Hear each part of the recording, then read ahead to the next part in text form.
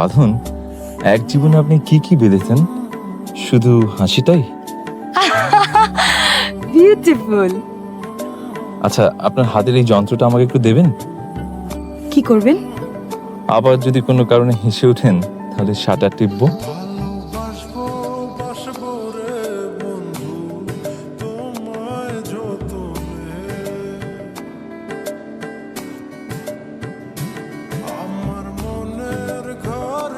আপনাকে যে আমি পছন্দ করে ফেলেছি সেটা কি আপনি বুঝতে পারেন?